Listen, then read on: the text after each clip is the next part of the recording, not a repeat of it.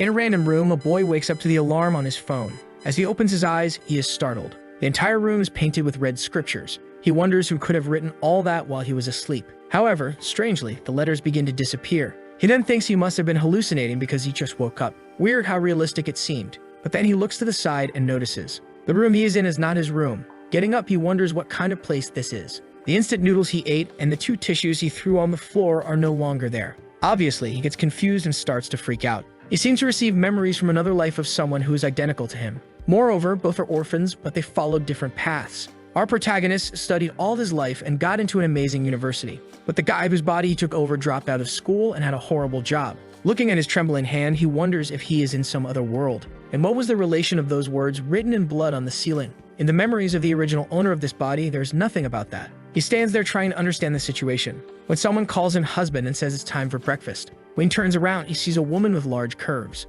Looking at her thighs, he wonders what this husband thing is about. In his parallel world, did he get married so early? She sits on the bed and tells him to get up, it's getting late. Now the rascal already thinks that the transmigration wasn't so bad. He swallows hard, thinking that if it weren't for this transmigration, he would never have such a beautiful and kind woman. She keeps calling him to have breakfast. He doesn't know whether to call her baby, wife, or darling. He then decides to delve into the memories to find her name, so it would be easier. He starts thinking and strangely finds nothing. His mind seems to split. No name, no experiences, no hobbies, no favorite position, nothing. There is absolutely nothing about her in his memory. He looks back hesitantly, realizing she is standing still, and he already knows this so-called wife is strange. And a fly lands on her eye. Hesitant, he asks who she is. She stands still for a second. She then says that it seems he can see, already opening a monstrous mouth. Sweet and cold, the protagonist says that he is just a little confused, he will think about it properly. But now she has already turned into a giant creature saying that he can see. He cries for a second, but in the next, he is devoured. Suddenly, he wakes up in bed again, sweating cold and wondering what happened. He looks up, certain that everything was a dream, only to see the words in blood once again there. He can't read them, the things disappear, and he thinks there might have been some kind of clue there. Staring at his own hand, he thinks he will have to pretend to be blind. But putting his hand on his head, he knows. In the memories of the owner of this body, he wasn't blind, so it makes no sense. He's a guy who always lived alone and never saw or heard anything out of the ordinary. That means he can't let this woman know that he can see her. For now, he will have to pretend she doesn't exist. A hand comes through the door and calls him, saying he just woke up and it's time for breakfast. Seductively, she approaches while he thinks he will have to ignore and see how the former owner lived. She places the Dragon Balls in play and asks if he is awake. Sweet and cold, he knows he can't move and can't see, or else he will die. But suddenly she turns her neck and approaches him, while he insists to himself that he can't show any reaction. But she keeps getting closer and suddenly her tongue comes out of her mouth. As it touches his face, he shows a reaction, and then she knows he can see. His face begins to be consumed by a curse, and suddenly he explodes. In the next second, he opens his eyes and gets up startled again. But now he is angry at that damn woman. The poor guy wakes up sweating cold and tries to stop to reason and starts to wonder. Is he being resurrected or is this a time loop? Apparently it's like when you save a point in a game. He grabs his phone knowing she wanted to force him to show a reaction. He puts on TikTok videos of dancing e-girls to pretend he's distracted. When once again she appears behind him and says it's time for breakfast. She calls for her husband and asks why he is looking at other women like that in front of her. He starts talking to himself, saying that he loves that girl from the live stream. Meanwhile, his wife asks if he doesn't like her anymore. She approaches and says she knows he doesn't have a vision problem. So why is the phone so close? Is he seeing her by any chance? He goes back to fiddling with his phone, wondering if he can't even seem strange. However, he calms down a bit since she didn't show a reaction. He then goes back to looking for other live streams. But then he gets a scare. She appears live streaming on his phone. He stands up and throws the phone on the bed, scared. As he trembles a bit, she behind him says he can see. She opens her monstrous mouth to eat him, but now he comes to throw a punch, but she dodges. And then there's nothing he can do. A bite to the arm, he agonizes and dies once again. While she feeds on the pieces, he wonders if that is really his remains. And with that, he starts losing consciousness again. Once more, she says it's time for breakfast, and she approaches, startling him. Up to the 6th time he resurrected, he still got scared just by her getting close to his face, and he died multiple times because he couldn't act very well. On the 8th time, he tried to escape from that room, but there was no way, and she realized that she could be seen. So he concluded that he should pretend to like her since there was no escape. As soon as she came to get breakfast, he said she was amazing. His plan was to take advantage of that as much as possible. But in the end, he went hungry, and she ate everything. And so he died 13 times in a row while trying to find some way to calm down. Some people who go insane become very sane. But for him, death kept coming. It reached 14, 15, 16. And with each death, he received new memories of the owner of that body. He started to understand a bit about that world and how different it was from his world. This is a place full of bizarre tales. On the 18th death, he wondered why he was reliving. Who wrote those words in blood, and why did they disappear as soon as he looked at them? Once again, he opens his eyes, wondering who is responsible for all this. He doesn't know who it is, but he knows his wife is one of them. She is a monster, and he began to repeat to himself that she should die because he deserved to live. Once again, she came through the door, calling him husband and saying it was time for breakfast. He got up knowing that every time she comes to do this, but never forces physical contact. Standing in the door, she asked if he wanted to start the day by eating some hot, moist meat. He got extremely close, but he walked right through as expected. She can only do something where she is sure he can see. He went to prepare some food while she, desperate at his side, said she already made breakfast and was ready for him.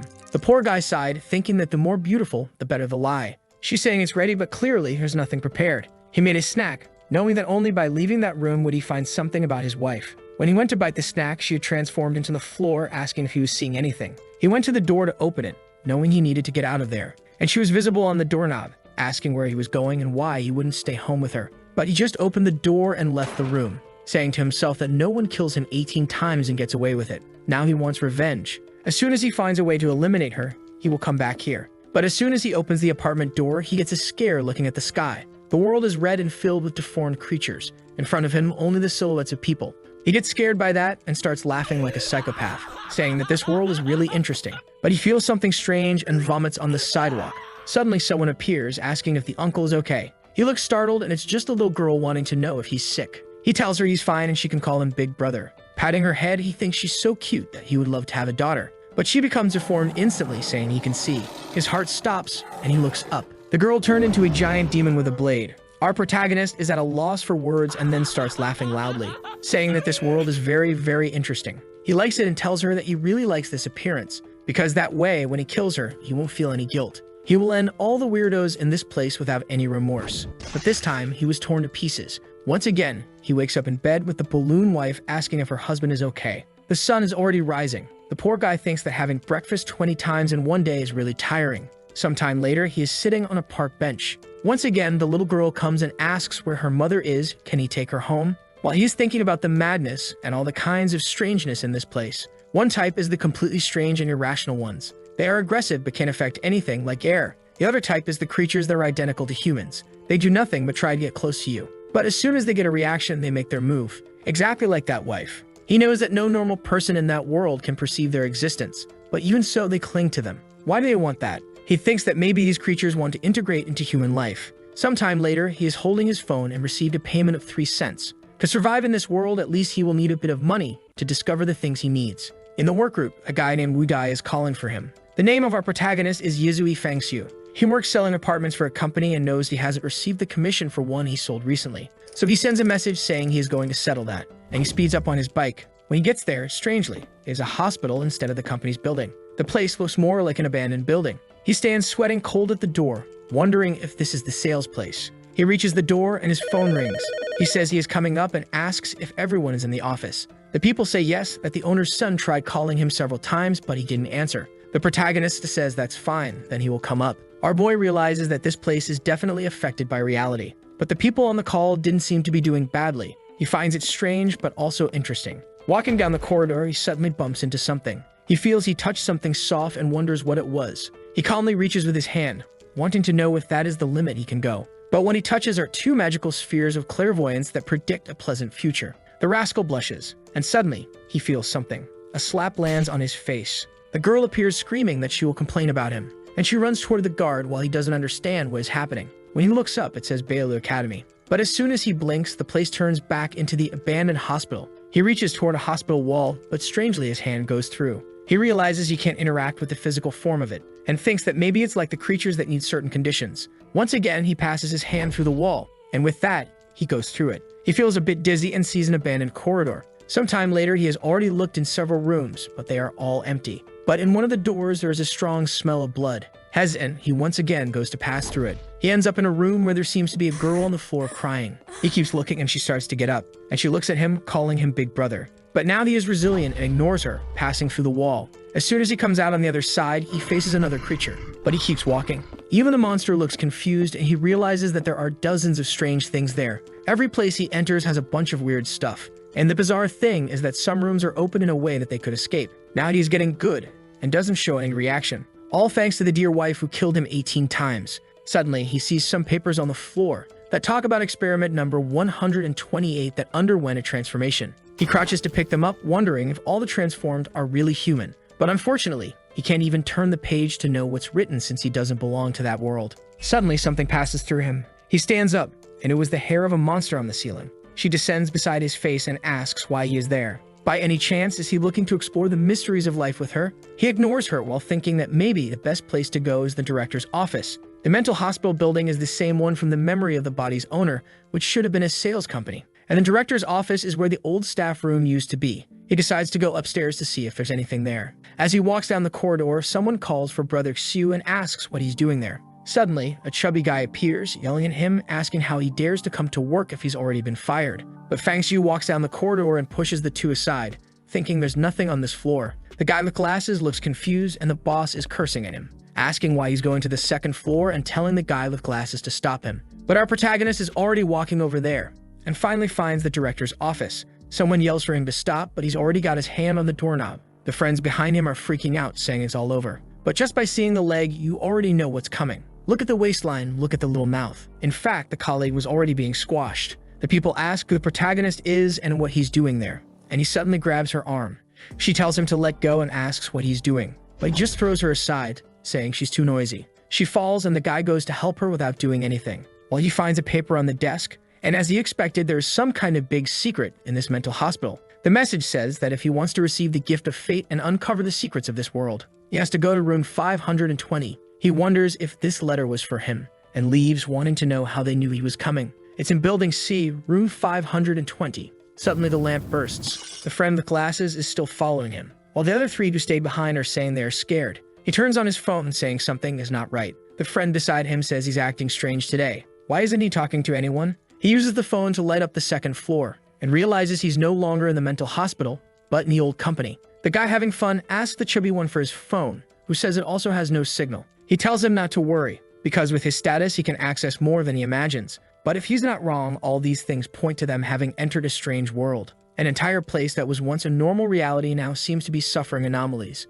The people who were working are still worried about not delivering the service. One of the building's guards asks if everything is okay, and says he will take a look to see what happened. One of the girls crouches to pick up her phone and turns on the flashlight, but says it's too weak. The protagonist is there too. He turns on his and asks the guy with glasses why his light is also so low. People are questioning the blonde guy about what he said about them entering a strange world, when suddenly he loses his temper and tells everyone to shut up, saying they need to stay calm because that's the only way they'll survive. People fall silent, seeing that he got stressed out of nowhere. And the guy explains that in simple terms, they have entered a world full of ghosts. Basically, it's an alternate dimension where they live. People are silent for a second and ask about the guard who went to check the light. It's been 3 minutes and he hasn't returned. Tang once again warns that in this world you can't violate any ghost rules or you'll die. The chubby guy, trembling, asks what they're going to do now then. He replies that they urgently need to find a way to escape from there or everyone in that place will die. The protagonist is sweating cold and hears a sound behind him. From the familiar sensation, he knows it's a ghost approaching.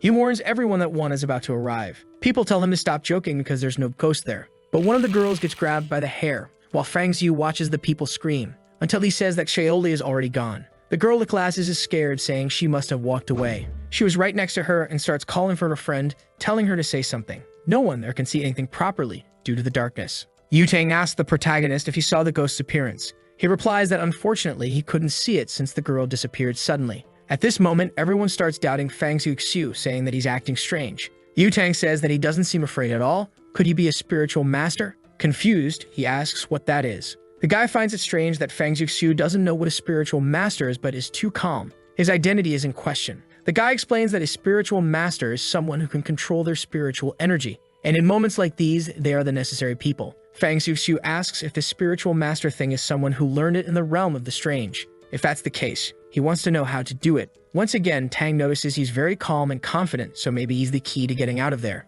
And then he explains that to get out of that world, you need to gather the power of the ghosts. You need to meet 2 conditions simultaneously. The first is to go through the fear between life and death, simulating an emotional trauma. And the second is to come into contact with the ghost to let its power invade your soul. But you must be cautious since ghostly power is like a bloody garment. Even though it covers your body, it also stains your soul. Hearing these words makes Fang Xiu thoughtful, especially because he knows that after multiple deaths, He avoids contact with the ghosts to not die. From the wife to all the street creatures, they are mere illusions as long as he doesn't interact with them. However, when a ghost crosses into reality, it can kill without the need to be seen. So maybe if he can contact them, he will be able to eliminate them. Fang Xiu wonders if this is a good thing. Remembering his wife, he says he's crazy to become a spiritual master and end her, when suddenly, another person from that place disappears. Tang starts to go crazy, telling everyone to shut up or they'll attract more ghosts. Fei approaches and asks what they are going to do. She's afraid of disappearing. Fang Xiu says it's 2 and 3 minutes. Precisely for men, it's a 3-minute interval, and for women, it's 2. The guard disappeared. 3 minutes later, the girl disappeared, and 2 minutes later, the other guy disappeared. Following this logic, there are 3 minutes left for another one of them to vanish. He starts to leave, and the guys ask where he's going and if he's trying to get himself killed. Fang Xiu says they better start looking for a solution too, or everyone will die in that room. Suddenly, Tang points at him and tells him to stay still because no one is leaving that room. But the protagonist ignores him and says that considering there are 8 of them, in 20 minutes there will be no one left. Fang Xiu looks back and warns that anyone who tries to stop him will die before the ghosts. Walking down the corridors, the friend with glasses asks why they never find the stairs, while Fang Xiu recognizes the lights as the same ones that were in the hospital. Suddenly, he realizes they are now back in the hospital. A friend asks if they are hallucinating because, as far as they remember, they were in the company. Why are they in the horror hospital now? Fang Xiu is now sure that the company and the hospital are overlapping in this reality. The hospital swallowed the company. At this moment, they see a red pool. The entire corridor is dirty, and they recognize the uniforms there as being from the company. Fang Xiu concludes that the ghosts take 2 minutes with women and 3 with men because that's the time it takes to eat each type of person. He says they still have some time, and the guy with glasses says that it seems they are still eating jialing.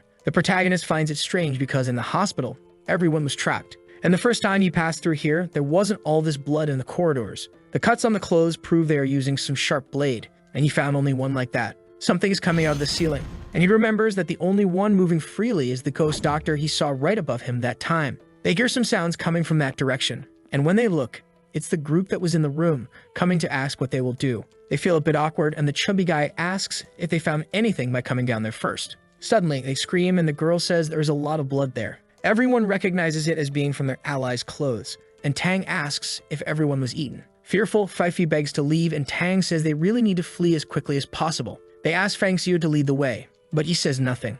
After a moment of silence, he announces that the time has come. Fei asks what kind of time he's talking about, and behind them, hair is descending. Hearing the sounds, they slowly turn around, and from the ceiling, the ghost doctor is approaching. The second Fei gets scared. The creature gets close to the 2 of them. Everyone tries to run desperately, telling the monster to get away. But something stops Tang. It's Fei, who had fallen and is begging to be saved. But seeing the monster approaching, he slaps the girl, telling her to let go of him. Seeing everyone flee, Fang Xiu remembers the moment he saw the doctor. And on the ground, Fei is begging not to be abandoned. But the creature is already holding her by the hair. With tears in her eyes, Fei begged. But the lights went out and it rained blood in that place. The friend with glasses was shocked to see that Fei was dead. And the monster didn't stop and continued to strike her multiple times. Fang Xiu noticed that her scalpel techniques were extremely advanced, so she probably practiced a lot. He and his friend were standing there, but the creature didn't seem to be paying attention. Doing 2 surgeries at the same time would be almost impossible. The monster puts away the scalpel and opens her mouth to eat Fei.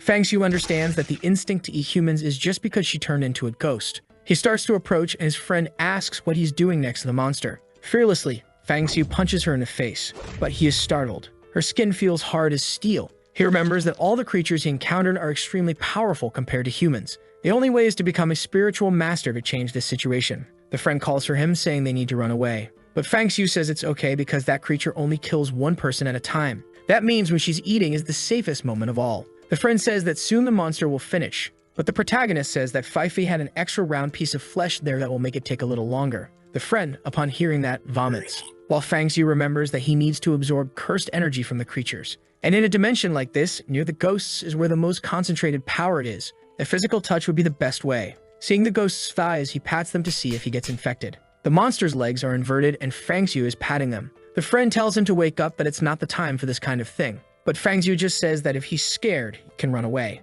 The guy says okay, and if so, they should go all out. He gets closer to the protagonist to touch the ghost's legs, but soon realizes they are very cold. While patting, the friend says nothing has changed, and Fang Xiu says they will continue. The friend says he never thought the first contact would be with a ghost, but these legs are really too long. The protagonist begins to think that this guy has some hidden potential. Since before, he was dying of fear, but now he's drooling. He announces that a minute has passed. They will bother her for another 30 seconds and then run immediately. As soon as the clock hits 1:30 on the phone, he stands up, saying it's time to flee. The friend asks if they can really escape and where he's going. Fang Xiu is sure where he's going as he observed the hospital very well when he walked around, and they will use the terrain advantage to create a distance from the doctor. But hair appears in front of him. He wonders if he miscalculated and how she finished eating so quickly. The amount of flesh Fifi had was enough. Then he notices 2 silicone implants on the floor. Everything was fake, and now the ghost is behind him. She makes a cut right on his neck. With that, the boy's screen goes dark. After his head rolls through the air,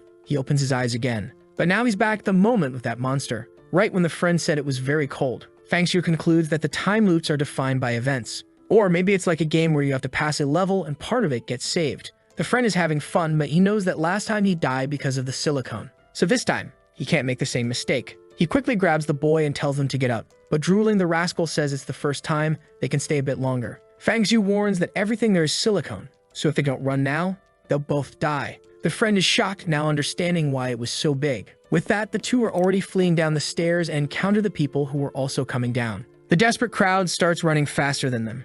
But Fang Xiu grabs the handrail and throws himself in front of everyone. The chubby guy says he thought it was the ghost and tells him not to scare them like that. The guy with glasses wanted to know why everyone was fleeing so slowly. The guy said they weren't slow since they had already descended 20 floors. But Zhao Hao said that's impossible since he and Fang Xiu only descended 3 to catch up with them. The people tell him to shut up and stop lying. But Tang understands that the ghost is creating false paths. He warns that monsters like this can create illusions in which you get trapped. Fang Xiu becomes thoughtful and observes the discussion. Then he approaches and tells everyone to throw any spare items on the floor to mark the way. With that, they scream and start dropping everything they have in their bags and pockets. Then he tells everyone to go down the stairs quickly. They start running, and after a while, they find everything again. The guys recognize the money and bottles they had thrown, but Fang Xiu was interested in the small shirt. Suddenly, Tang shouts and says that only a spiritualist can see the exit. He tells everyone to activate their power and try to see something. He clasps his hands, saying he doesn't know if that previous experience was enough to unleash the powers, but he hopes it is to escape from there.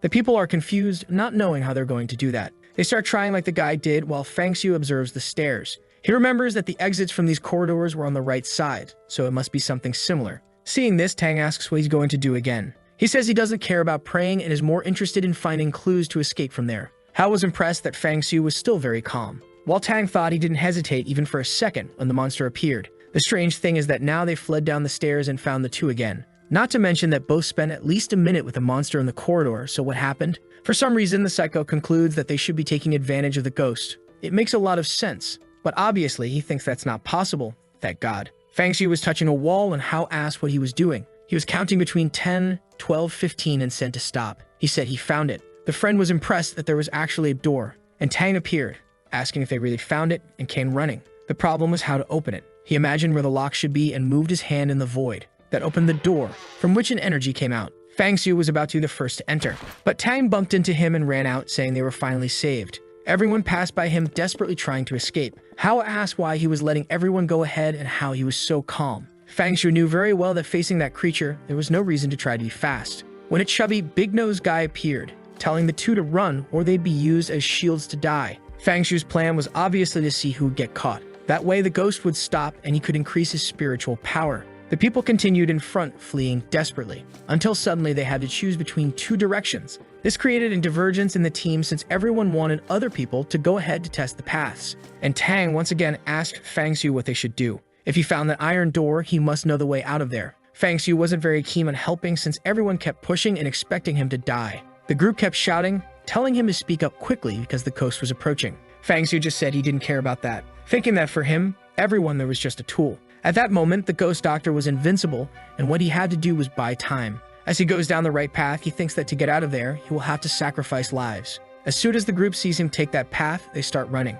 and a hand can be heard coming from behind. The chubby guy is the last one, and Fang Xiu knows very well that she has arrived. Soon on the ceiling, she is preparing to attack him. As she sees everyone fleeing, she approaches the last one. As the hair draws closer, the chubby guy panics, saying he can't die. Seeing a guy in front, he thinks he didn't give permission for him to run faster. So he grabs him by the collar and throws him back. The blonde falls to the ground, calling out to the chubby guy, but something has already slashed his neck, and the walls are painted with blood. Seeing how the guy did that, Fang Xiu thinks he is no different from a ghost who lost his sanity. But now he needs to increase his spirituality. The group asks what he is going to do, and there he is once again, facing the ghost. The sick friend approaches, saying he can't have all the fun without inviting him. Saying that smooth, cold skin like that is like ice jade. Fang Xiu thinks the guy suddenly turned into a poet. Seeing how crazy he is, maybe he will also awaken spiritual power and together they can escape. Sometime later they are fleeing again and Fang Xiu asks if he's not afraid of dying. Hao says that waiting for death is worse than being killed directly. Besides, he trusts him because he's there. At that moment, they arrive at the cafeteria.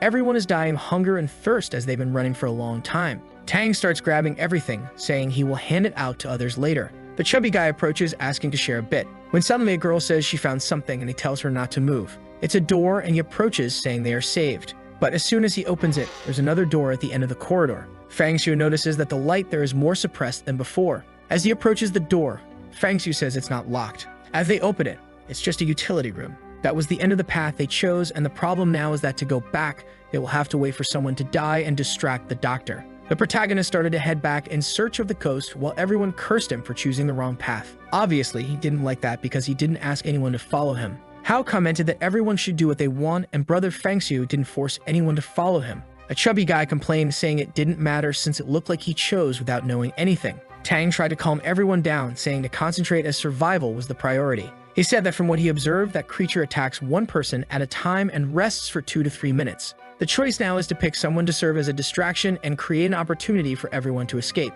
Fang Xiu understood immediately what was going to happen. Tang came and hit him on the chest, saying that if it wasn't for him, no one would be there, so he would have to be the one chosen to pay for the sins. Hao asked what he was doing and Tang shouted for everyone to help, but Fang Xiu stepped in and put him in a chokehold. As he was pulled away, he called the chubby guy to help, who now put Hao in a chokehold too and fell with him to the ground. Suddenly, the door slammed shut. Fang Xiu had isolated himself outside. The group asked what he was doing. Fang Xiu said he never imagined he'd be so interested in people. Apparently, they are stranger than ghosts. He thanked them for their interest, but warned that he would make everyone pay next time. And with that, he died again. As his body fell to the ground, the group opened the door to run out. Hao, with tears in his eyes, went to help Fang. And as Tang looked back, smiling, he saw something terrifying. Even dead, Fang Xiu was smiling and told him to just wait a little longer. Back to the moment, he warned that it was silicone. He ran out, but this time smiling in a macabre way. The guys were running down the stairs, trying to escape, thinking the ghost was coming, when once again he fell in front. Ignoring everyone, he started running as they asked what he was doing.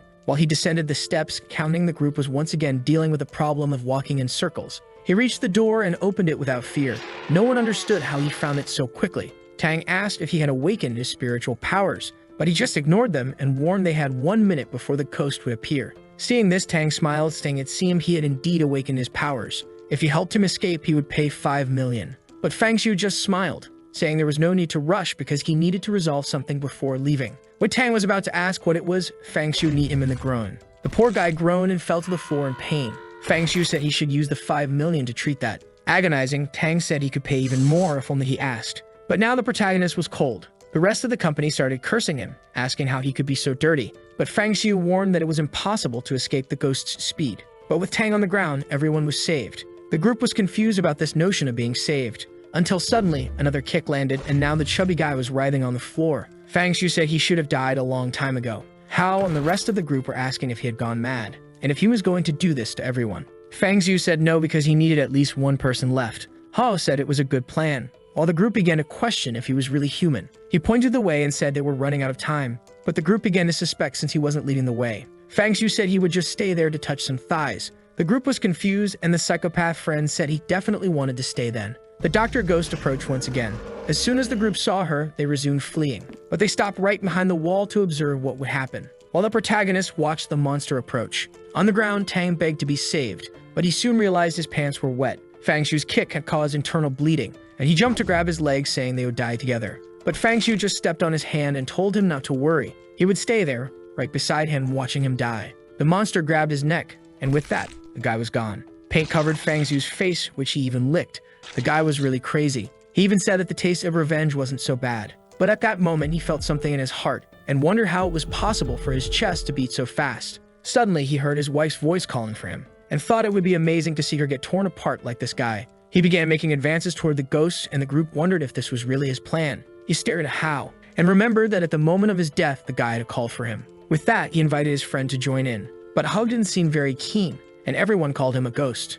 At that moment, Fang Xiu realized that having died those 20 times and experienced so much madness was causing him to no longer have any emotional fluctuations. His humanity was slowly disappearing, and at that moment he and Zhao Hao were completely different. But he had no option, so he wouldn't force his friend. But suddenly Zhao said that in that company he was the only person he could trust. As he was his only true friend, he would trust his plan. But he said he looked scary with that wine all over his face. But he soon approached with a blushing face to activate more spiritual power. While they were having fun, Hao asked why he attacked those two. Fang Xiu said that considering the ghost's speed, it was impossible to escape. And as soon as she caught up, those two, having higher positions, would discard the others. Suddenly, he felt something and asked Hao if he felt a coldness approaching his body. Hao said no, he was normal. While Fang Xiu realized it wasn't an illusion, what he was feeling was an influence of the ghost's power. He noticed that the connection was very weak, but it seemed to be reaching a critical point. Perhaps it was the precursor to gaining spiritual powers. But now Hao seemed motivated, wanting to find this cold region. Suddenly, he warned they should run. However, Fang Xiu said there was no problem since the chubby guy was lying nearby. The boy smiled, saying that was really good news. But he asked what it felt like to awaken spirituality since he wasn't feeling anything. Fang Xiu explained that what he probably lacked were life or death situations. The mental state hadn't reached the necessary point yet, which is why he didn't feel it. Hao found that strange and wondered when Fang Xiu experienced something like that. Seeing her lick the chubby guy's face, he said it was a good thing because it would take about 5 minutes. They would have to use this time to absorb as much as possible. And with that, the cold energy began to invade Fang's body. He started to try to perceive where it was going, and soon felt it seemed to be going to his brain and heart. They were now turning into blocks of ice. A cold blade cut through his entire body, and after being shattered, a light appeared in his chest, a flash that concentrated and turned into a red sphere. As soon as Fang Xiu regained consciousness, he realized that all his 5 senses had been sharpened. Even his thinking speed and control over his body had improved. It was as if more parts of the world had become available to him. But he realized he had awakened less than 1% of his spiritual capacity. The abilities seemed to be related to the desire he felt. He wondered what that was and suddenly felt a shock in his heart. He agonized and wondered if his ability was to cause pain. The sequence of deaths made his greatest desire to return that sensation. Whether it was negative emotions, mind distortions, or pain, he could make enemies experience all of it. Out of nowhere, he smiled and started laughing, saying that now he was incredible with this ability. Seeing him go crazy, Hao asked if it had worked, while Fang Xiu concluded that he had received the best possible ability for him. Remembering his dear wife, he stood in a trance while Hao called for him, saying that 2 minutes had passed. But Fang Xiu just told him to step aside as he was going to test his power. Immediately, Hao stepped back, saying it seemed to have worked, and that was very good. He then approached the ghost doctor. Concentrating the power in his hand, he knew that it carried everything he had experienced in those days. He knew that the more times he died, the more pain he would accumulate, and the stronger he would become. As long as he continued being revived, he could infinitely strengthen himself. He punched the ghost in the face, saying he wanted her to experience this masterpiece. The punch hit her squarely, but the power seemed to dissipate. She was thrown back and dropped the scalpel while crying on the floor. But Fang Xiu immediately realized that his punch was mediocre, and the little spirituality he had was now exhausted. The blow hadn't hurt the ghost, and she didn't seem to have felt the pain he did. While he thought about this, Hao said maybe it was time to run away, or they could go back to touching again. He thought that maybe putting this energy into weapons would be the best way. And speaking of weapons, there was one right on the ground for him to use. He crouched to pick it up, but soon felt an energy. That blade seemed impossible to lift, and its power immediately attacked Fang's heart. He could see all the times that weapon had been used, the infinite amount of pain it had absorbed. But with so much resentment, he wondered if he could use it to end the doctor. He told Hao to step aside. As soon as he did, he attacked the doctor right on the back of the neck. But it did nothing. Hao pulled at her shirt and said it didn't even leave a scratch. How were they going to kill her like this? The friend kept patting her back, and Fang Xiu concluded that without spiritual power, it wouldn't work. At that moment, he understood that revenge was not possible right now. She was getting up, and he was driving Hao, saying it was time to run. As soon as the monster got up, she wondered where the scalpel was. Walking with Hao, he sensed someone's presence. With his sharpened senses, he could perceive the presence of others. Hao asked where they were going when the two who had been hiding appeared. Hao called them cowards for running away and now coming back to ask for help. But Fang Xiu said there was only one solution. They would have to go through each of the 4 doors. Everyone was scared, and the guy said that with a monster following them, they only had time to try one. Fang Xiu ignored them and walked away, saying he wasn't forcing anyone to follow him. As soon as they heard a sound behind them, they knew she was getting closer. Fang Xiu realized that by stealing the scalpel, the ghost's behavior would change. He opened the door and told everyone to run. They started climbing the stairs in desperation. As soon as they closed the door, it was destroyed from behind, and the ghost began to ascend the corridor. With a macabre face, she told him to give it back. She ignored everyone on the stairs and went face to face with Fang, telling him to hand over the scalpel. Fang Xiu managed to defend himself when she attacked. but then she opened her mouth and went for his neck. At the east gate, they died. They went to another room. This time, he ended up coloring the chubby guy in another place. Once again, he stole the scalpel and headed in another direction, smiling. They ran to the north gate and reached the elevator. But as soon as he tried to enter, the monster opened the door and finished him off too. Then he tried the south gate, but once again, he was caught by the malicious and flexible ghost. Really cruel since he died. He tried the last door. He didn't want to accept that by stealing the scalpel, he would always die. Even though she was extremely fast, he still had the revive to change the trajectory each time. In a way, it was as if he could foresee the future. He knew there was a safe passage to the left, but something came at his neck and once again, he died. It had already been the ninth time, and now he was sure he could do it. He guided everyone in that same direction. The ghost appeared behind everyone and approached him. She was once again heading straight for Fang. At that moment, Ho turned and told him to be careful. Right when she was about to land a blow on his face, he managed to sidestep, making her miss, and stood face to face with the doctor. She was confused about how he dodged, and Ho found it impossible that he had done that. Smiling like a madman, Fang Xiu fled. Once again, she tried to hit him and he managed to duck. After numerous deaths, he had learned her attack patterns. Moreover, the pain was strengthening his body and increasing his spiritual power. Ho was impressed with his ability to predict movements. The ghost didn't like this at all. She prepared to jump and bite him, but he was confident that he now knew her trajectory entirely. As she came at him once again, he rolled to the side and dodged again. The ghost was already going crazy, telling him to die already. The group couldn't believe he was escaping her. While Ho was thinking this was the power of a spiritual master, running towards the door, he once again saw the exit, confident that now they would escape. But strangely, the ghost stopped in front of him. He was confused and she told him not to go while trembling. Fang Xiu found it strange because she seemed scared. With that, she fled, delivering a precise attack on poor Hao. The poor guy staggered back, wondering what that cold thing was. He ran to Fang Xiu and asked what had happened. He said everything was normal and according to logic, that was the path to survival. But he realized that even the doctor fled when she saw that place. That meant it might not be the exit, but rather something so terrifying that even she was scared. He knew it was the mouth of an abyss. The group kept asking why he didn't run. He sat down, saying it was good to rest for a while. After thinking a bit, he had an idea and told everyone to get up. Once again, they walked through those hospital corridors, and he slowly approached the metal door, wondering if there really was a great danger outside. As he began to open it, Ho asked if it wouldn't be risky to do so. He said they had no option but to go and enter the darkness. There, he couldn't see anything at all, and the place was so silent that he could hear his thoughts. The darkness had swallowed the path from which he came, so the only option was to move forward. He kept moving forward and forward. It seemed that the very sense of time had been consumed. It was as if the path had no end. After walking for what felt like an eternity, he opened his eyes and found himself in front of the academy's entrance, making him wonder if he had really escaped. Everyone ran past, and Hao celebrated that they had finally escaped. The guy wanted to get out of there as quickly as possible, and Hao called out to Fang, telling him to run too. But Fang Xiu knew something was strange. When he looked back, he remembered. The only visible thing was the school, and the hospital had disappeared. Hao said he just wanted to go home and rest because the day had been exhausting. That's when Fang noticed something. He started running around saying it had vanished. There were no ghosts in the city. He couldn't accept that he escaped without any reason. He could accept the hospital disappearing, but not the disappearance of all the ghosts. How would he be able to get revenge on his dear wife? He found himself in front of a car saying that she had to die at his hands. That's why he needed to go home. But the driver braked, and now he was in the passenger seat, murmuring to himself that she couldn't just disappear like that. He didn't want his wife to vanish that way. As soon as the taxi stopped, he ran home desperately. The driver complained that he hadn't paid, but he didn't care and ran up the stairs, saying that World couldn't disappear. He entered his house, shouting that she couldn't leave him like that, but the place seemed normal. After checking all the rooms, he fell to the floor, saying that she had killed him 18 times. How could he live without her for the rest of his life? All that suffering at the hands of the ghost doctor was to get revenge. He accumulated rage and pain to end the ghosts, but now they were all gone. Lying on the bed, he wondered where he would direct all that hatred. And now, without any feeling, what was the meaning of life? At that moment, he received a message on his phone telling him to check the news. The Bailu Academy was burning. He immediately saw that the news reported a fire that engulfed the entire building. More than 11 people died, including some of the bosses there. The psychopath Fang Xiu started laughing, because the message said they had found his body dead. He got excited, thinking that apparently the mysterious things hadn't ended. They just wanted to play hide and seek with him. Now he was sure he could see his wife again. On his phone, he was getting a bunch of messages from the boss telling him to come to work.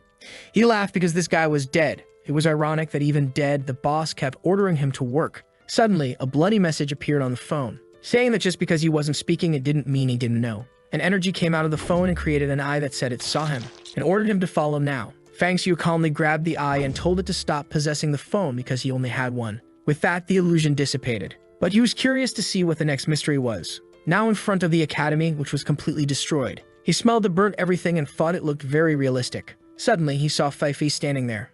All excited, she came to talk to him, saying he arrived early today. He touched her shoulders and asked if she was real. She said he was getting very bold, but suddenly he pulled her, saying he knew very well how things had happened. He was going to climb the stairs when Hao appeared and asked if he was forced to work. He said he actually liked it a lot and asked where boss Dahai was. Hao pointed and said the guy was at the back of the room. Strangely, the company was as busy as ever, and Fang Xiu began to wonder if what he saw was a lie and this was actually reality. When he found the boss, he was scolded, being asked why he had responded to the message in the group. Fang Xiu ignored this and asked when he would receive his commissions. Dahai said he had the nerve to arrive late and talk about commissions, while Fang Xiu complained, saying that even dead, Dahai was disgusting. The boss pointed his finger at him, asking what he was talking about dying, and told him to speak properly because he was very much alive. But suddenly, Fang Xiu finished him off with the ghost doctor's weapon. The boss groaned and fell to the ground. Fang Xiu smiled, saying that apparently now he wasn't alive anymore. Everyone at work stands up and stares at him. Fang Xiu walks over to Hao, pats his shoulder, and asks what happened. Suddenly, Hao's body inflates and transforms. Fang Xiu realizes that everyone's bodies are cursed and starts finishing them off. When he's done, he asks whoever did this if they had enough fun, but he realizes it's all a dream. On the ground, the people are writhing, begging for a like in this video to help Mamoru make more juicy content for his viewers. Activate the cheeky little bell, and I'm out.